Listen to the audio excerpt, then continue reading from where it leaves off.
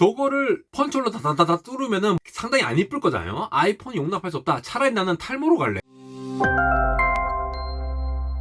네, 안녕하십니까. 안달공학 에러입니다. 애플 이벤트가 있었죠. 아이폰 14, 아이폰 14 시리즈가 드디어 발표가 되었고요. 에어팟과 애플워치까지, 이제 대따 큰 애플워치까지 발표를 했습니다. 오늘 영상에서는 아이폰만 집중해서 좀 살펴보도록 하고요. 이미 많은 테크 리뷰어분들께서 정말 소상하게 스펙들까지 다 분석을 해주셨기 때문에 저는 거기에 집중하지 않고 여기에 들어가 있는 기술들이 어떤 의미를 가지는지 거기에 대해서 좀 더 살펴보도록 하겠습니다. 일단 이 한 페이지로 다 요약을 할 수가 있는데 여기서 굉장히 주요한 포인트들 기술적으로 좀 분석해 볼 만한 부분들 같이 한번 살펴보면 재밌을 것 같죠? 특히 애플 이벤트 첫 시작 때 이 far out이라는 용어 이러한 이름으로 시작을 했는데요. 지금 이 영상만 보면은 약간 뭐 갤럭시 S23 발표 회장이 아니었나 싶을 정도로 별과 은하단들이 막 이제 표현이 되어 있죠. 뭔가 우주 저 끝으로 하는 의미가 있는데 이미 출시 전부터 루머가 있었죠. 아이폰 13부터 루머가 있었던 그 위성통신이 드디어 서비스를 개시하게 되었습니다. 그 부분부터 한번 살펴볼까요? 갑자기 웬 무슨 위성통신이냐. 우리나라 같은 경우에는 위성통신이 거의 필요가 없죠. 스마트폰이 이렇게 빵빵 안 터지는 곳이 없는데 지금 보시는 영상같이 위성까지 띄워놓으면서 스마트폰을 이용할 필요가 있느냐. 위기 순간 때 구조를 한다는데 이게 우리나라 같은 경우에는 이 땅덩이가 좁기도 하고 기지국을 많이 때려 넣으면서 이 커버리지가 굉장히 높은 수준에 있습니다. 5G도 보급이 잘 된 편이고 그러나 다른 국가들 경우 미국만 하더라도 이 보급이 정말 안 되는 곳이 많아요. 고속도로에 지나가면 이 스마트폰 끊깁니다. 그리고 사람들이 살지 않는 지대들도 많고 그런 데에는 이제 이런 네트워크망을 다 깔 수가 없겠죠. 그러면서 기존의 이 LTE 5G 이 통신망 셀룰러 네트워크에 대해서 잠깐 살펴보고 가시면 좋을 것 같은데요. 또 우리가 이 라떼 시절에 이 광고 한 편 보고 갑시다. 이거 제가 이 몇 살 때 봤던 건지 모르겠는데 이의정이 나와가지고 이동전화 가입할 때 꼭 물어보라면서 기지국이 대체 몇 개냐 이런 얘기를 처음 합니다. 3136개. 지금보다 훨씬 작은 숫자인데 자, 우리가 휴대폰을 영어로 셀룰러 폰 혹은 셀폰이라고 부르죠. 이 셀이라는 개념이 있는 겁니다. 지금 보시는 이 그림에서 BS라고 되어 있는 부분이 있죠. 저게 바로 기지국입니다. 기지국, 베이스 스테이션이죠. 베이스 스테이션들이 이 지대에 곳곳에 이렇게 박혀 있습니다. 이렇게 박혀 있게 되면 어떻게 된다? 그 주변으로의 휴대폰들을 다 커버해서 통신을 한다는 겁니다. 여러분, 스마트폰으로 혹은 휴대폰으로, 피처폰으로 전화를 하면은 이 전화를 건 사람의 휴대폰으로 바로 가는 게 아니에요. 자기 근처에 있는 기지국으로 송신이 됩니다. 그런 다음에 그 기지국들이 기지국을 넘어서 전송을 해가지고 전화를 받는 사람한테 데이터가 전달이 되는 거죠. 전화뿐만 아니라 데이터 통신 모든 것들이 다 그렇죠. 이렇게 기지국들이 중간중간에 꽂혀 있어야지만이 그 기지국이 커버할 수 있는 영역이 있는 거고 그 기지국 안에서 사람들이 스마트폰을 쓸 수가 있게 되는 것이죠. 그래서 여러분들이 잘 아시는 이 LTE 혹은 5G 이런 표준들 있잖아요. 통신 표준들. 이러한 이동통신 표준 같은 경우에 정의를 내린다라고 하는 것이 스마트폰에서 기지국으로 혹은 기지국에서 스마트폰으로 이렇게 왔다 갔다 어떻게 통신할 거냐라는 규칙을 세우는 것이 되겠습니다. 각 기지국에 있는 모뎀은 어떤 주파수로 데이터를 받아가지고 그걸 어떻게 변복조를 할 것이고 이러한 여러 가지 규칙들을 정해놓는 것이죠. 이런 관점에서 보면은 이 기지국들이 하나하나 안 박혀 있다고 생각해보세요. 우리나라 같은 경우에는 비교적 땅이 좁다 보니까 기지국들을 이렇게 해가지고 거진 다 커버할 수 있도록 해놨죠.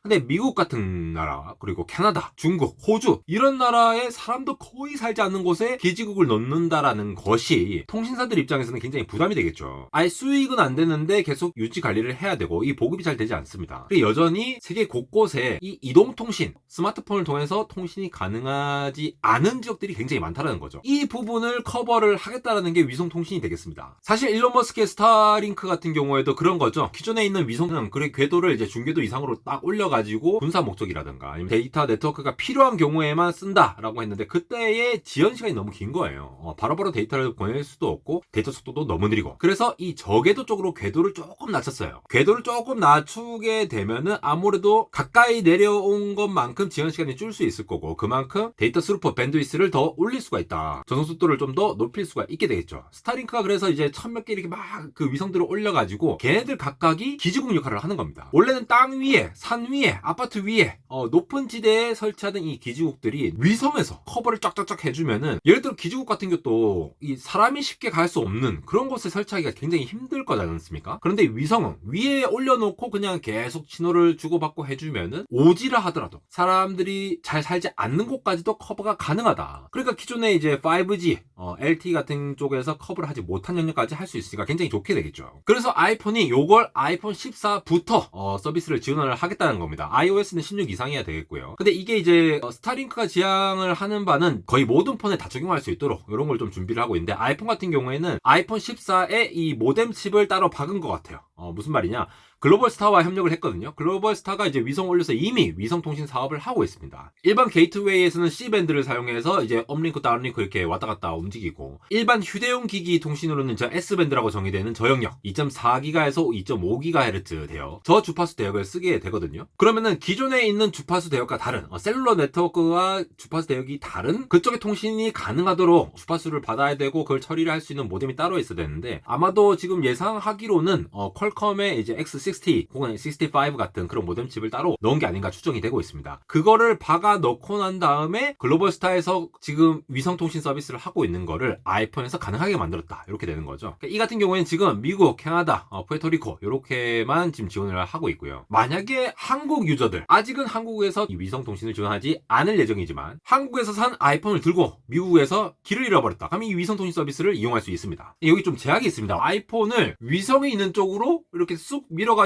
이렇게 해서 통신을 해야 한다는 제약이 있거든요. 오지에서 이제 굉장히 당황스러운 상황에서 이 위성을 어떻게 찾을 것이냐 굉장히 난감하잖아요. 여기 사실 이유가 있습니다. 원래 위성 통신 안테나 같은 경우에는 이 상당히 멀리 있고 이 신호를 잘 받기 위해서 안테나가 굉장히 커야 됩니다. 굉장히 크다는 말은 그만큼 수신을 하기 위해서 전력이 굉장히 많이 쓰이게 돼요. 근데 아이폰에 굉장히 대따 큰 안테나를 넣었다 하면은 이게 아이폰이겠습니까? 그래서 이렇게 큰 안테나를 달 수 없으니까 이걸 아무래도 이제 칩 안테나로 설계를 한 것 같아요. 그러면은 전력을 덜 쓰게 되겠죠. 이렇게 전력을 덜 쓰게 되면 될수록 신호를 잘 못 받을 겁니다. 그러니까 그나마 사람들이 손을 쭉 뻗어가지고 이 위성 쪽으로 방향을 해줘야 된다. 근데 이거를 트래킹할 수 있도록 UI를 지원을 하고 있어요. 이쪽으로 가면 신호가 세네, 이쪽으로 가면 신호가 약하네, 이런 것들을 확인하게 되거든요. 우리가 쓰는 GPS 같은 경우에도 이 PPS라는 신호가 있습니다.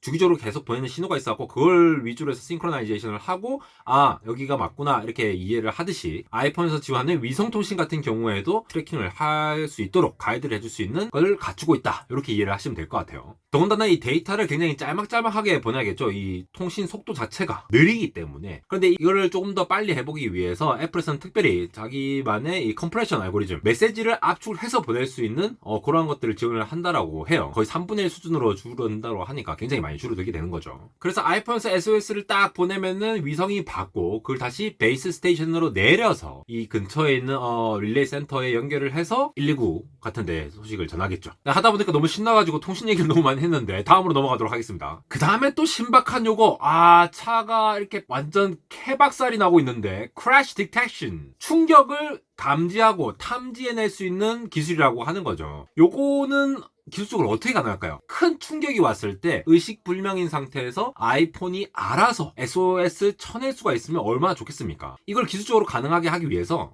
중력 기반으로 방향을 감지할 수 있는 자이로스코프 센서, HDR 자이로스코프 센서를 일단 넣었고요. 듀얼코어 가속도계 센서를 통해 가지고 최대 256G 중력 가속도를 감지를 해낼 수 있다는 겁니다. 일단 센서 자체가 이렇게 중력 가속도의 256배나 되는 거를 감지해낼 수 있다 보니까 여기에다가 인공지능과 기존 상황들 소리 같은 거를 분석해가지고 이 상황은 위급한 상황이라고 알아서 판단하고 전달해준다. 얼마나 괜찮은 기술인지 아시겠죠? 네, 다음은 카메라입니다. 카메라 같은 경우에는 굉장히 많은 얘기가 나왔는데 굉장히 특이한 부분만 좀 짚고 넘어가도록 하겠습니다. 일단 드디어 1200만 화소에서 4800만 화소로 이렇게 화소를 굉장히 끌어올린 애플인데요. 이런 쿼드 픽셀 센서를 이용을 함으로써 아무래도 이미지 센서 자체가 65%나 센서가 커졌어요. 자, 1년 전에 안달공학 채널 시작할 때 제가 스마트폰 렌즈의 개수는 왜 이렇게 많을까라는 영상을 오리지널 영상으로 만든 적이 있었거든요. 거기서도 설명드렸지만도 결국 이 스마트폰에 있는 카메라 카메라의 구성은 크게 봤을 때 빛을 전체적으로 모아주는 렌즈 부분, 빛을 감지해내는 이미지 센서 부분, 그리고 요거를 처리하는 이미지 시그널 프로세싱 ISP 부분으로 세 가지로 나뉘게 되겠죠. 그런데 이 이미지 센서의 면적이 엄청나게 컸다라는 겁니다. 실제로 보니까 갤럭시 S22의 울트라보다도 조금 더 크더라고요. 굉장히 넓게 가져가되 4,800만 화소. 갤럭시 같은 경우에는 1억 800만 화소니까 엄청나게 많았는데, 그렇게 되면 거기 같은 경우에는 픽셀이 이제 물리적으로 굉장히 작게 되겠고, 여기는 4,800만 화소로 어떻게 하겠다라는 부분이 되겠죠. 여기서 이제 쿼드 픽셀이라는 거를 포토닉 엔진이라는 걸 새로 가져와가지고 같이 처리를 하게 됩니다. 그러니까 4개의 픽셀에 똑같은 정보를 받은 다음에 요거를 하나의 정보로 다를 쏘아주는 거니까 이미지 센서 입장에서는 빛을 훨씬 더 많이 받아서 요거를 포토닉 엔진에서 처리를 해요. 요 부분은 같은 픽셀이야. 그러니까 이걸 시그널 프로세싱을 하게 되면은 조금 더 사실적이고 품질이 좋은 이미지가 생성이 될 수 있다라는 거죠. 여기서 이제 빛을 얼마나 많이 받냐, 빛의 수광량이라고 하죠. 수광량이 커지다 보니까 저조도에서도 이렇게 사진이 굉장히 잘 나온다. 2배 이상 좋아졌다고 하네요. 사실 이렇게 픽셀 여러 개를 하나의 픽셀로 만드는 이 픽셀 비닝이라는 기술은 갤럭시 S22에서 이미 탑재가 된 기술입니다. 아이폰도 이렇게 시작을 했고, 그래서 이미지 센서가 무조건 크기만 해서는 좋은 건 아니지만 일단 내가 가진 리소스가 많다라는 거죠. 그 SCB가 이제 미네랄 열심히 캐가지고 미네랄을 충분히 해놓으면은 이것저것 많이 지울 수 있잖아요. 마찬가지로 일단은 빛을 통해서 더 정확한 정보를 많이 받아놓고 요걸 어떻게 처리하느냐, 요 부분들이 아이폰이 잘 돼 있는 부분이다 라고 이해를 하시면 될 것 같아요. 그리고 좀 특이한 부분이 바로 이제 이 전면 카메라 부분인데, 여기서도 이제 지금 오토포커싱 셀카 많이 찍는 분들, 아니면 이제 저같이 이렇게 하는 사람들, 요 촬영하는 사람들은 요긴이 상당히 유용하게 사용될 수 있지 않을까 생각이 됩니다. 이렇게 더 큰 이미지 센서, 그리고 더 좋은 환경을 통해서 받아들인 이 이미지들을 한번 찍을 때 여러 장을 다다닥 찍어가지고 한 번에 쫙 한 장으로 압축해서 보여주는 이 디퓨전 기술, 요거는 이미 예전에 소개된 기술인데 요걸 좀 더 강화를 했다라고 소개를 하고 있는 것 같습니다. 그리고 A16 발표되었죠. 요거 같은 경우에는 거의 이제 성능 개선이 많이 없었던 것 같은데, 그래도 약간 경쟁사들을 다른 안드로이드 폰 대용에 완전 찍어 누르면서 설명을 하더라고요. 기본적으로 이제 4나노 공정을 썼죠. TSMC 4나노 공정을 썼는데, 사실 5나노와 4나노의 이 성능 차이에 대해서 알려진 바는 잘 없는데 아마 조금이라도 개선이 됐겠죠. 근데 이렇게 개선이 됐다라고 하는 건 아무래도 이 공정빨이 아니었나, 이렇게 예측이 되는 부분이 있고요. 지금 보시는 것처럼 제일 최근에 컴피티터 수치를 확인해 보면은 A 플러스보다는 약간 A 쪽에 가까운 것 같아요. 근데 이게 뭐 퀄컴 제일 최신 거라 하더라도 어쨌든 A13 바이오닉이 2019년 3년 전에 나왔거든요. A16 바이오닉 3년 후에는 우리가 40%나 더 높지라고 하고 너네 아직 안 돼, 이렇게 얘기를 하고 있죠. 이미 아시다시피 기본 모델에는 A15 바이오닉이 그대로 들어갔거든요. 이전에 들어갔던 모델에 조금만 개선을 해갖고 들어갔던 부분에 굉장히 아쉬움을 표하지만 이 프로 모델에서는 A16 바이오닉 요게 들어갔다는 부분 확인해 보시면 되겠고요. 총 6개의 코어 중에서 2개는 이제 빡센 코어, P코어라고 볼 수 있고, 나머지 4개는 이피션트 코어인데, 이 빡센 코어 같은 경우에는 이전작 대비해서 A15보다 20%의 로우 파워다, 전력을 좀 더 줄였다라는 부분이 있겠죠. 그리고 4개 이피션트 코어 같은 경우에는 동일한 성능 기준으로 봤을 때 경쟁사보다 3분의 1의 전력밖에 쓰지 않는다. 사실 좀 대단하긴 해요.